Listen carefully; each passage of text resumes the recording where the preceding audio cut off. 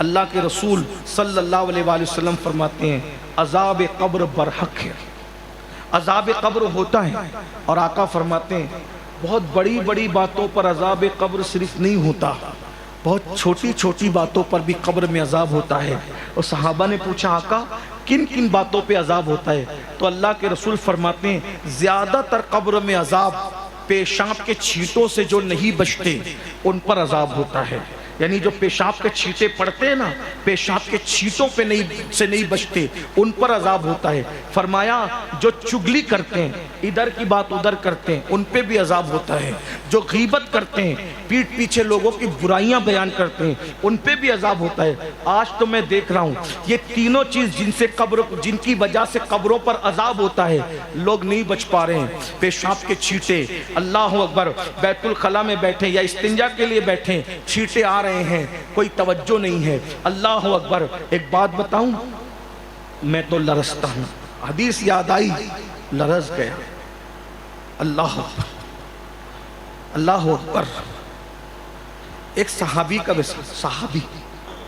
ایک صحابی تھے، ان کا نام تھا حضرت سعد۔ صحابی کا نام کیا تھا؟ سعد۔ اور یہ سعد وہ تھے جن کو اللہ کے رسول نے لقب دیا تھا سید الانصار، انصار کا سردار۔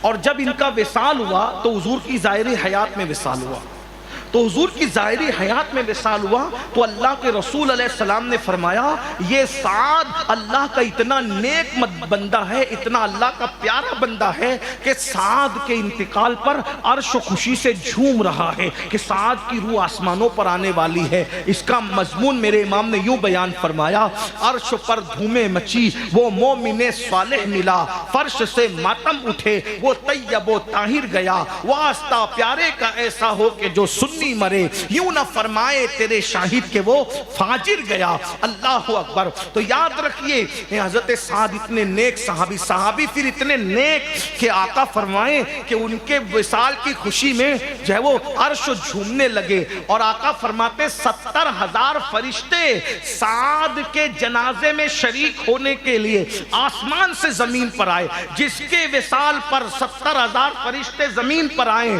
اور پھر حضور ان کو سید الانصار کہیں، اور اس کے بعد پھر ان کے وصال پر عرش جھومنے لگے۔ جب ان کا وصال ہوا حضور خود جنازے میں گئے، اور جب قبر برابر کی تو حدیث میں آتا ہے جب قبر برابر کی تو حضور کے چہرے پر پریشانی کے آثار ظاہر ہوئے۔ جب پریشانی کے آثار ظاہر ہوئے تو حضور علیہ السلام نے اللہ اکبر اللہ اکبر، سبحان اللہ الحمدللہ الحمدللہ۔ حضور تسبیح پڑھنے، تکبیر پڑھنے لگے، تحمید پڑھنے لگے، اور کچھ دیر کے بعد پھر حضور کے چہرے پہ خوشی کے آثار ظاہر ہوئے۔ صحابہ کرام نے عرض کیا یا رسول اللہ ہمارے ماں باپ آپ پہ قربان۔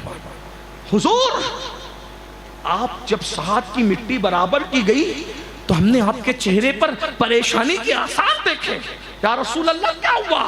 آقا فرماتے ہیں اے میرے صحابہ تمہارے اس نیک بھائی پر اس کی قبر تنگ ہو گئی تھی، تمہارے اس نیک بھائی پر اس کی قبر تنگ ہو گئی تھی، قبر نے اس کو دبانا شروع کیا تو میرے چہرے پہ آثار ظاہر ہوئے۔ آقا فرماتے ہیں اگر قبر کے دبانے سے کوئی محفوظ رہتا تو یہ نیک بندہ محفوظ رہتا، لیکن اس کو بھی اس کی قبر نے دبایا۔ دوسری حدیث بھی آتا، دوسری حدیث آقا فرماتے جب اس کی قبر اس کو دبانے لگی تو اس کی پسلیاں دبنا۔ دوسری حدیث اس کو بھی امام سیوطی میں نے لکھا ہے، بخاری مسلم صحیح کے حوالے سے، اس کو دیکھنا ذرا جا کے چیک کرنا۔ آقا فرماتے جب اس کی قبر دبانے لگی اس کی پسلیاں دبنا۔ میں نے یہ منظر دیکھا تو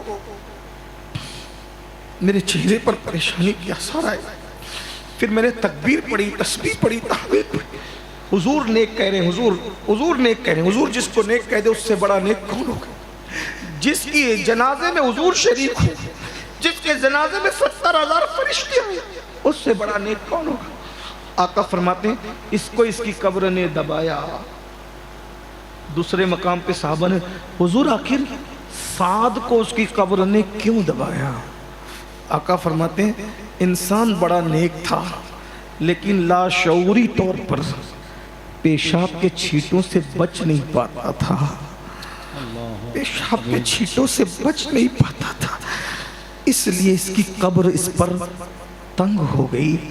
بس اتنا کہنا چاہتا ہوں، جس کے ایمان کی گواہی اللہ کے رسول دیں، جو رضی اللہ عنہم ورضوان کے منصب پہ فائز ہوں، جو نبی کے پیچھے نمازیں پڑھے، نبی کے ساتھ، یہی تو سعد ہے نا، یہی سعد ہے، یہی سعد ہے۔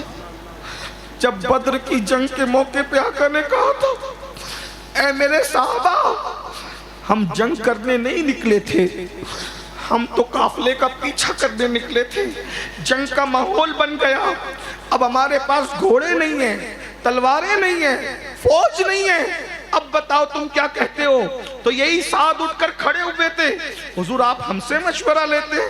آپ مشورہ مت لیجئے، آپ کے دل میں جو آئے وہ کیجئے، آپ اگر ہم سے کہیں گے سمندر میں ڈوب کے جان دے دو، ہم جان دے دیں گے۔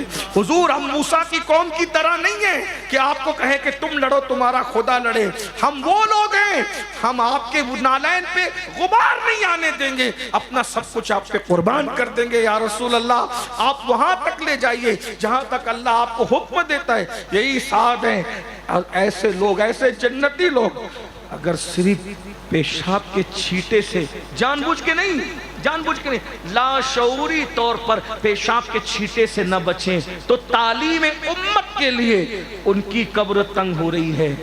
جو گانوں سے نہیں بچتے، جو زنا سے نہیں بچتے، جو نشے سے نہیں بچتے، جو جھوٹ سے نہیں بچتے، جو غیبت سے نہیں بچتے، جو پاپ کرنے سے نہیں بچتے، قبر میں ان کا کیا حال ہوگا؟